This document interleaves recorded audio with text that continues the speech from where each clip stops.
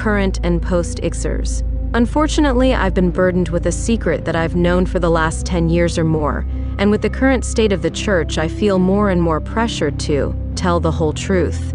To help you understand, I have to take you back to ICC in 2012 to 2013. At this time, the church was led by the Smellies and by all accounts flourishing. The church was encouraged to increase their tithe to support a new fired-up intern named Tia, and the church was more than happy to oblige. The intern would be staying with the Smellies until she obtained housing, although there were multiple thriving sister households in NYC. During this time, there were whispers on the intern's sister walking around the home and revealing tops and short shorts in front of Andrew. But the intern was hired on, received housing, and the whispers stopped. Then people started to discuss having a closer relationship with our leader, the way they saw with Tia. Tia would sneak. Saw with Tia. Tia would speak openly about going to lunch with Andrew and having separate times to talk. Because Tia was an intern, the behaviors she exhibited weren't rebuked, but praised. She was deemed spiritual, and sisters who made complaints about her were told they were being unspiritual, and were told to spend more time with her, to possibly learn more from her and grow in accepting and being submissive to new leadership. This was important at the time because the church was made aware the Smellies would be departing to Africa and would be receiving new leaders.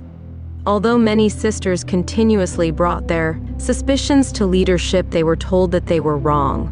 At this time, I was burdened with knowledge that the others didn't know. Tia, the intern, was having an active sexual affair with the male leader of the church. Tia would openly brag about how Andrew told her that when Miss Smellie died, she and Andrew would be together.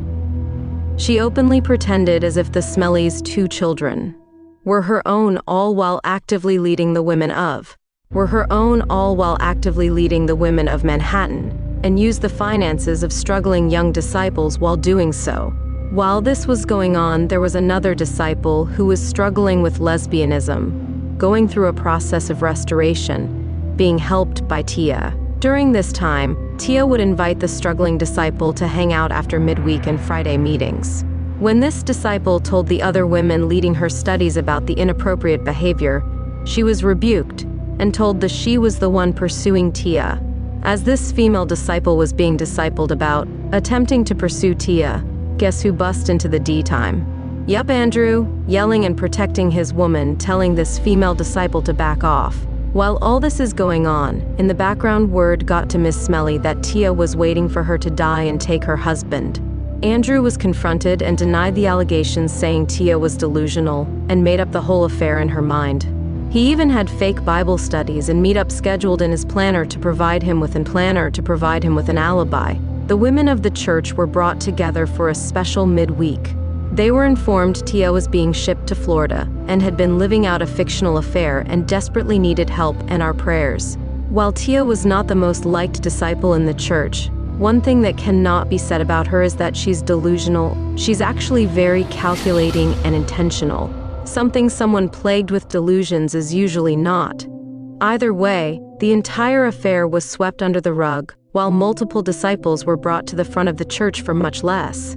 Our Bible says that our leaders should be judged harsher, not excused for unspiritual behavior. Recently, Mr. Smellie wrote a note to the church talking about being faithful to the wife of your youth, or there will be consequences, but he never acknowledged his own. I'm not bringing this to light to shame, but to bring a light to a situation that was being covered in the dark.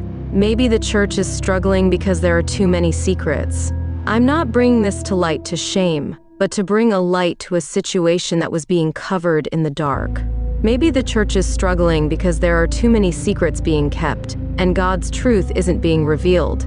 At this time, I would like to apologize for keeping this in. I just didn't want to be rebuked like the others I had seen. The Smellies were not afraid to put someone in front of the church to shame them, and that was not something I was willing to do at the time. But now I realized by being quiet, I was being complicit in the affair myself. Please forgive me, family, and I pray moving forward, others will feel more free to tell the truth.